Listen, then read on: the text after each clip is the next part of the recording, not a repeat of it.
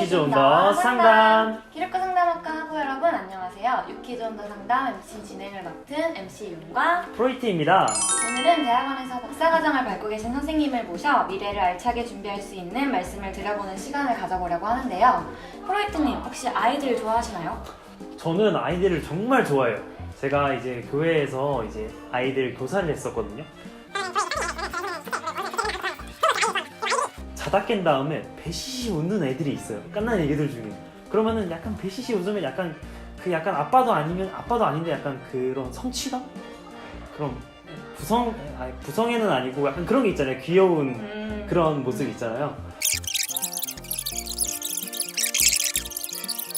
저는 무조건 결혼을 해야 되겠다. 무조건 결혼을 해서 무조건 난 내 새끼를 다 해야 되겠다. 뭐 약간 그 번성하라 약간 그런 거 있잖아요. 성경에도 그런 게 있듯이 약간 저도 제 아이들을 낳아서 이렇게 잘 길러보고 그런 마음이 막 들더라고요. 그런 마음이라면 오늘 이분의 이야기를 다 관심 있게 들을 수 있을 것 같습니다. 그 중에서도 자라나는 새싹들을 위한 상담을 공부하고 계신 선생님 한 분을 소개해드리려고 합니다. 바로 대학원에서 아동 상담을 공부하고 계시는 이재현 선생님입니다. 와! 선생님 이쪽에 앉으세요. 이쪽에 앉으십시오. 네. 이쪽에 앉으세요. 네, 안녕하세요. 저는 기독교 전문 대학원에서 상담학 박사과정을 밟고 있는 이재현이라고 하고요. 지금 아동 상담자로 지금 열심히 일을 하고 있습니다. 와, 백석 대학원의 서울 캠퍼스에서 박사과정 하시는 거죠? 네, 네. 혹시 지도 교수님이 김세영 교수님이라고요? 역시 김세영, 갓세영. 네. 갓세영. 사랑합니다, 교수님. 네, 그렇습니다. 많은 상담 분야가 있는데 네. 그 중에 아동 상담을 특별히 선택하신 계기나 이유가 있으실까요? 아까 먼저 사전에 말씀하시는 걸 들었는데 정말 아이들 좋아하신다고. 근데 저도 사실은 아이들이 정말 좋아서 선택을 했어요. 우선은 그것도 있었고, 제가 학부 시절에 여기저기 자원봉사를 되게 많이 다녔었거든요. 그러니까 노인부터 아이들까지 그리고 장애인들하고 미혼모, 이렇게 가출 청소년들 다 만나봤는데 아이들을 만날 때가 제일 설레고 뭔가를 막 주고 싶고 막 그런 게 있더라고요. 그래서 네, 아동 상담의 길을 걷게 됐던 것 같아요. 대단하십니다. 그러면은 이제 상담 분야에서도 이제 여러 분야들이 있잖아요. 그러면 뭐 임상심리도 있고 네. 학교에 가서 상담을 할 수도 있고 청소년 상담도 있는데 왜 아동 상담이 이 상담 분야들과 다른 점이 있더라면 어떤 점이 있을까요? 네, 아이들만의 고유한 발달이 있죠. 우선은 발달도 있고요. 아이들은 우선은 제일 특징적인 거는 언어 발달이 아직 완성이 되지 않아서 어른들처럼 난 이게 힘들어요, 나 이거 아파요 이렇게 얘기를 할 수가 없어요. 그래서 아이들이 힘든 걸 어떻게 얘기를 하는지 가만히 봤더니 온몸으로 표현을 하더라고요. 온몸으로 막 가서 옆에 친구 때리기도 하고 어린애기들 보면 막 물기도 하고 그게 나 뭔가가 해소가 안 되고 불편해요 라는 거를 온몸으로 이렇게 이야기를 해주는 걸 보면서 아이들한테 상담을 할 때는 아이들의 언어가 필요하다는 거, 그게 가장 자연스럽고 아이들이 잘 소통할 수 있는 놀이라는 주제로 매체를 통해서 이제 아이들하고 상담을 하는 게 제일 큰 특징이고요. 또 하나는 다른 상담이랑 다르게 아동 상담은 부모님들이 꼭 동반이 돼야 돼요. 네, 그래서 아이들을 만나는 거 이상으로 부모님 만나서 부모님이랑 이렇게 관계를 잘 형성하는 것, 그래서 상담의 협력자로 이렇게 동참시키는 것, 그게 정말 중요한 과업인 것 같아요. 그러면 이제 아동도 상담하시고 부모님도 상담하시고 그쵸. 약간 상담에 이제 2배가 되는 거네요.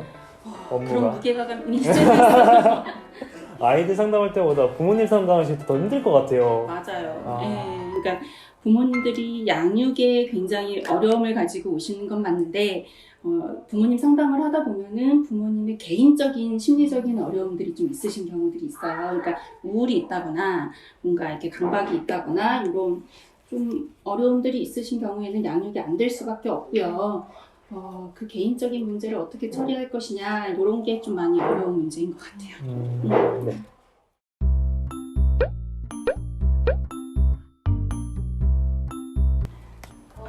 아이들에 대한 신뢰가 있어야 될 것 같아요. 그게 첫 번째인 것 같아요. 인간에 대한 신뢰가 물론 다른 상담 분야에서도 다 필요한데 어른들이 그거 있잖아요. 저 어린애가 뭘 알겠어. 뭐 얼마나 안다고 막 맞아요. 예, 이렇게 바라볼 수 있는데 저는 아이들만큼 그렇게 무한한 가능성을 가진 아이들은 없다고 생각해요. 그런 존재는. 그래서 그런 가능성을 믿어주는 거, 기다려줄 수 있는 거, 굉장한 인내심이 필요하기도 하고요. 그쵸? 그럼 이제 대학원에 입학해서 아동심리 치료학을 전공하기 위해서는 어떤 과정들을 거쳐야 하나요? 우선 대학원 진학은 필수 과정이고요. 대학원 진학을 해서 뭐 공부를 하는 과정 중에 자격 관리를 이제 좀 수련 과정을 좀 경험을 좀 해주셔야 되는데 그 수련 과정에는 사례를 어떻게 개념화할 건지 이거에 대한 개인 슈퍼비전 이 과정이 정말 필수고요. 그리고 상담자들은 자기 자신을 스스로 계속 성찰해가는 작업이 굉장히 중요해요. 그래서 교육 분석이 필요하고 케이스는 정말 사례들이 다양하잖아요. 그러니까 만날 수 있는 제가 한계들이 있으니까 간접적으로 경험할 수 있는 사례 회의 참여를 좀 많이 해줘야 되고 공개 사례 발표도 좀 이렇게 경험이 그리고 이게 다 수련 과정에 들어가 있어요. 네, 좀 많죠. 네.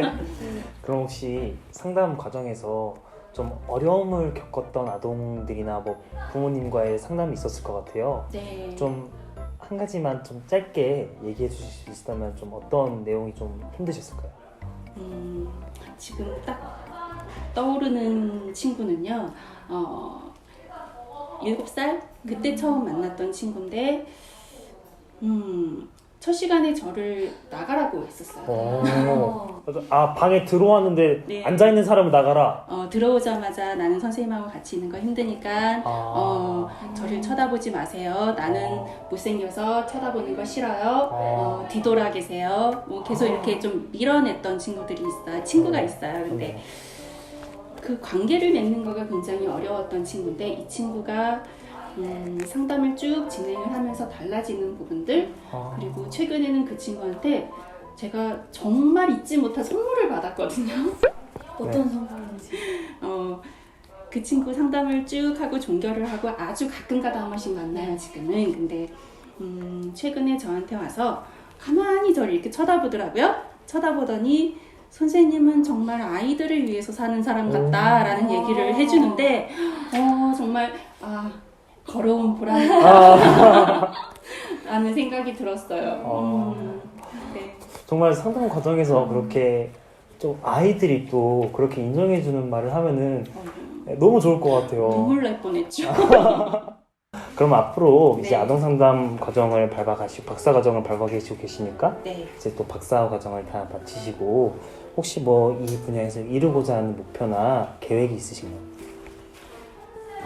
아이들을 임상 현장에서 만나다 보니까요. 마음이 아픈 아이들 뒤에는 훨씬 더 아픈 엄마들이 있더라고요. 근데 개인적으로 어려운 점들도 물론 있지만 양육을 하면서 내 맘대로 안 되는 거 그리고 거기서 아이가 아픈 거에 대한 죄책감 이걸로 훨씬 아파하는 부모님들이 많으세요. 그래서 제가 대학원 박사과정을 진학했던 이유 중에 하나도 그런 부모님들을 위한 뭔가 더 전문적이고 체계적인 그런 뭔가가 있으면 좋겠다. 그게 결국은 아이들을 위하는 길이 아닐까라는 생각이 좀 들었고요.